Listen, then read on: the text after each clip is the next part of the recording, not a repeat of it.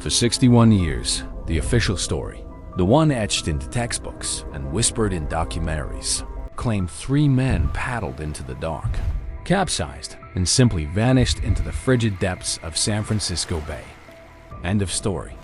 Case closed. But what if those textbooks, what if that official narrative conveniently skipped a crucial chapter? What if the real story wasn't quite so neat and tidy? A makeshift raincoat raft, undeniable boot prints pressed into the sand, and a stolen blue Chevy quietly sitting in a police impound lot all suggest a very different outcome. They whisper a tale of survival, a defiance of the odds, and perhaps a carefully constructed cover-up. The official version is stark. They drowned. Period. No further questions. But the reality, when you start pulling back the curtain, is far more intriguing. Consider this. A deputy marshal, working diligently, logged the discovery of a crude raft on Angel Island the very next morning. Then, footprints, clear, distinct, human footprints, marched away from that raft, heading inland. And that same night, a car, a distinctive blue Chevy, simply vanished from a parking lot in Marin County. These 3 pieces of paper, these undeniable facts, set for decades in a box marked "Do Not Disclose." Tonight, we're not just opening that box, we're tearing it wide open. The legend, it was June 11th, 1962. The rock Alcatraz was a fortress designed to be inescapable, a symbol of federal might. But on that fateful night, the lights went out in cells 138, 139, and 150. Frank Morris, the quiet mastermind, and the Anglin brothers, John and Clarence, 2 resourceful farm boys from Georgia, wiggled through widened vents they'd meticulously chipped away at for months. They shimmied up a utility corridor, their hearts pounding, until they reached the roof. From there, a daring slide down a kitchen vent pipe brought them to the ground, and then to the water's edge. Their vessel? A rudimentary raft, painstakingly stitched together from more than 50 raincoats, inflated with a concertina and sealed with prison-issue glue. At dawn, during the routine head count, guards discovered the ingenious papier match heads propped on pillows, a final, mocking flourish. The alarm screamed across the bay. Within hours, the full force of federal authority descended. The Army, the Coast Guard, and J. Edgar Hoover's formidable FBI. Their swift, collective conclusion was announced with a tidy, reassuring headline for the public. Currents too strong, water too frigid, prisoners dead, case closed. Taxpayers, it seemed, could rest easy. The legend of Alcatraz's impregnability remained intact, even if the truth was far messier. The raft. Now, fast forward decades. The year is 2011. Deputy U.S. Marshal Michael Dyke, the very last full-time investigator still assigned to this cold case, decided to dig deeper. He opened a dusty, unassuming envelope. It was marked simply, Alcatraz Misc. What he found inside was astonishing. A quiet bombshell that had been hidden in plain sight for nearly half a century. There was a faded Polaroid photograph of a crumpled gray mass, and alongside it, a single, typewritten page. Time-stamped June 12, 1962, the day after the escape. The report detailed the discovery of a craft on Angel Island, a mere 2 miles north of Alcatraz prison. The item was described as a raft, ingeniously made from coated fabric and, crucially, sealed with prison-issue glue. Also meticulously listed were 2 handmade oars. But here's the kicker, the detail that changes everything. The report explicitly mentioned footprints leading inland. The FBI, in their public statements to reporters back in '62, had unequivocally declared no craft recovered. And technically, they weren't lying. The deputy marshals found it, not the FBI. So, the Bureau could, with a straight face, deny ownership or knowledge. Dyke, reflecting on this bureaucratic sleight of hand, Saw it on camera years later, his frustration palpable. "We had the raft the whole time. We just didn't wave it around." It was a truth inconveniently tucked away, a ghost in the official narrative. The footprints Angel Island isn't some remote, deserted stretch of beach where a raft could drift unnoticed for days. This island sits squarely within the main shipping channel of San Francisco Bay. That means ferries, tugboats, and police patrols were crisscrossing those waters every half hour, all night long. Yet, the footprints, clear and undeniable. Size 11, waffle sole, consistent with the type of shoes issued to Alcatraz inmates, cut across a small cove on Angel Island and vanished into a dense eucalyptus grove. There were no return tracks, no bodies. Not a single shred of raincoat fabric or debris was found scattered on the rocks, which would have been expected if the raft had broken up. A park ranger, who was part of the team that helped catalog the scene in '62, later confided to a local reporter in 1973 that the footprints looked like someone jumped out, shook off, and jogged uphill. It was an observation that defied the drowning theory. Unsurprisingly, that story never made it into the papers, and the ranger himself was transferred to a remote post within a month. Think about it. If you just paddled 2 grueling miles through a flood tide, fighting against powerful currents, and finally reached solid ground, are you going to casually stroll back into the icy water for fun? Or are you going to get as far away from that water as humanly possible? Draw your own map. The answer seems pretty clear. The getaway car, the night of the escape, June 11th, wasn't just about men in a raft. It also involved a mysterious vanishing act on land. Around midnight, a distinctive 1955 blue Chevrolet Bel Air disappeared from a public parking lot on Sir Francis Drake Boulevard in Marin County. The keys, carelessly left above the visor by a tired salesman, made the theft remarkably easy. Roughly 9 hours later, a farmhand working outside Stockton, a full 90 miles inland from Alcatraz, phoned a highway patrol. His report was chilling. 3 men in a blue '55 Chevy forced me off the road. He described them as white males, their clothing visibly soaked, one wearing a knit cap pulled low over his face. This patrol bulletin, outlining a potential sighting of the escapees, was quietly canceled just 24 hours after the escape. Why? Because by then, the tidy drowning theory had begun to gel in the official narrative. The car itself was recovered 2 weeks later, found abandoned in a secluded orchard. It had been meticulously wiped clean of fingerprints. To this day, Stockton police still possess that original report, a physical record of the incident. Yet, it was never formally entered into the FBI's public file on the escape. Ask yourself, who ditches a car that far inland, 90 miles from the bay, unless they've already left the treacherous waters and the immediate vicinity of the prison far, far behind them? It's a question that screams for an honest answer. The Christmas cards. The story gets even stranger and far more personal. In 1965, 3 years after the escape, the Anglin family, still reeling from the official pronouncement of their sons' deaths, began receiving unexpected Christmas cards. They were postmarked from various locations, somewhere between Alabama and South Dakota. Inside, scrawled notes simply read, "Swam fine. Love John and Clarence." Was it a cruel hoax? Or a genuine message from beyond the grave? Or rather, from beyond the bay? Handwriting analysts, hired by the family in 2012 as hope rekindled, meticulously compared the slant, pressure, and letter forms of these mysterious notes to school books the brothers had written in 8th grade. Their conclusion? A match. The handwriting was consistent.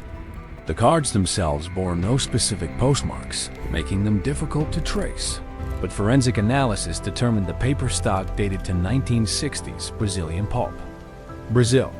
Curiously, a tourist photo from 1975, a full 13 years after the escape, surfaced.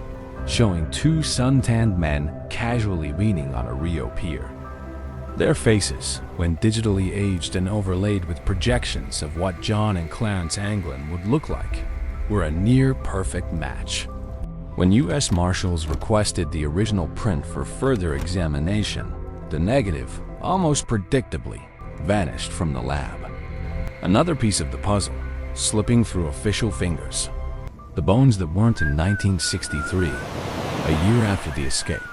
A human femur and some ribs washed ashore at Point Reyes, a coastal area north of San Francisco. The FBI, quick to capitalize on the discovery, announced possible Anglin remains and, of course, leaked the story to the eager press. The headline was set, "Proof of drowning. Case definitively closed." But the full truth, as always, was more complex. They quietly buried the lab card detailing the actual findings. Years later, in 2009, DNA extracted from those very bones was finally tested against living Anglin relatives. The baseline DNA used was from Alfred Anglin, the fourth Anglin brother who had tragically died in a robbery years earlier. The results? No match. Absolutely no genetic connection to the Anglin family. But did the FBI issue a headline correction? Did they retract their earlier statements? Of course not. The bones remain on a shelf, officially labeled Unidentified Marine Subject. If those aren't the escapees, then where are the bodies? 61 years later, despite the vastness of the bay and the ferocity of its currents, there have been zero confirmed remains of Frank Morris or the Anglin brothers. Not a single bone, a single tooth, a single shred of clothing positively identified. It makes you wonder, doesn't it? The letter then, in March 2013, another seismic tremor hit the cold case. San Francisco police opened a letter, addressed simply to U.S. Marshals Alcatraz. The ink was smeared in places, faded with time, but the lines were chillingly clear. They read, "My name is John Anglin. I escaped in 1962. I'm 83 and have cancer. If you promise I can see a doctor, I'll turn myself in tomorrow." A confession? Or a cruel joke? Agents immediately tested the envelope for DNA, for fingerprints, for any trace evidence. The results, frustratingly, were inconclusive. The letter itself sparked a flurry of activity, tipsters flooding the phone lines, but ultimately, nothing concrete panned out. Yet, the wording, the specific details mentioned in that letter, mirrored information only someone intimately involved with the escape would know. It spoke of exact cell numbers, the precise recipe for the glue used on the raft, and an incredibly accurate timetable of the guard rounds. These weren't widely publicized facts. They were insider details. Was it a hoax, an elaborate prank by a clever criminal?